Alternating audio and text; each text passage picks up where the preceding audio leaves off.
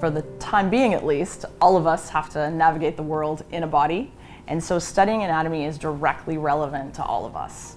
And gaining an appreciation of what's beneath the skin is an absolutely transformative experience, and it changes your view of the world forever. In this video, we're going to introduce you to the Anatomage Table, including how the cadavers that are stored in the table are digitally recreated, and how students can interact with them to create a really engaging and exciting learning opportunity in the lab.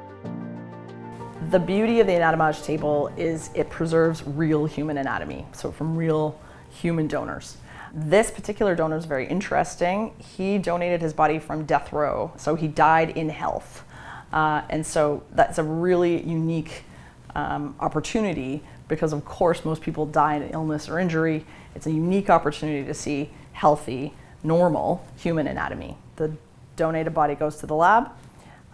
They're put in a rectangular mold or a box and frozen in a cube using a very large bore grinder, starting at the toes, moving all the way to the head. You grind a section of the cadaver, 1 to 2 millimeters in thickness, and then take a high-resolution digital photograph. And that process is repeated, so the cadaver is ground and progressively destroyed, but digitally archived all the way through the body. These high-resolution digital photographs are then recreated and put together to create the hugely flexible learning tool that becomes the digital cadaver that we can section and rotate and remove systems selectively to study in the lab. So when we convert those high-resolution digital photographs of the real cadavers to a 3D digital reconstruction, it gives us a huge amount of flexibility with how we can interact with the cadavers and visualize the anatomy. We can isolate different systems. We can study one system in isolation, like the digestive system alone, or select a series of systems to study and look at the interactions and the relative positions of each structure within them. We can create planes of section in any plane that we want, cutting the cadavers in half from left to right or sagittally, or transversely separating them top and bottom, and rotate them in any direction and scroll through those planes to examine structures as they travel through the body. In addition to the full-size cadavers, we have a whole host of isolated specimens like the brain, and these are stored at even higher resolution. And this allows us to show students the internal structure of tiny elements of the brain, like the deep brain nuclei, that are really difficult for students to visualize any other way. You can't talk about anatomy without talking about physiology. You can't talk about the structure of the body without acknowledging and appreciating its function. And so we can quickly superimpose some physiology by leveraging some of the animation tools on the table, such as looking at blood flow through different size vessels. And that's just a good reminder for our students that structure is inextricably linked to function, and in fact one creates the other.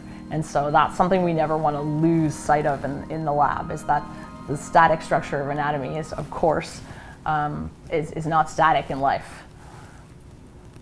So when we're working with a table in the lab, and when we're studying something like a region of the body, like the thorax, for example, we can study all of the tissue elements and how they interact with each other really flexibly. And a common starting point is the musculoskeletal system. And so looking at origins and insertion points of muscles and thinking about how their anatomy dictates their function. Where they attach to bones determines how they move. And I always tell my students, don't memorize anatomy, don't memorize muscles, visualize them.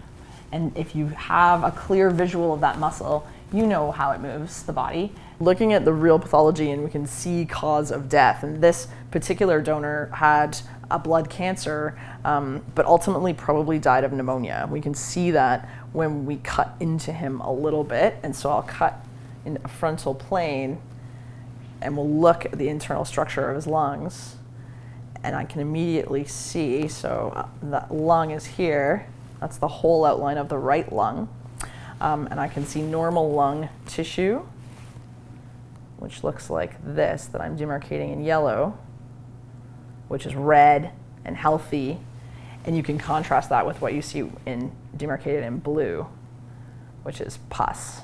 And so purulent material that's accumulated in his lungs. In the thorax, of course, there's also organs, and so we can look at the interaction, and as we dissect through cadavers, superficial to deep, we can look at the interaction and the relative position of bones, muscles, and all of the organs in the thorax, like the heart and the lungs and the vessels. And that relative ability to readily dissect and replace structures gives students a much clearer visual about where things are relative to one another. And so it's really wonderful to see students engage with the table and to get so excited about learning anatomy in that detailed, multi-system, virtual dissection setting.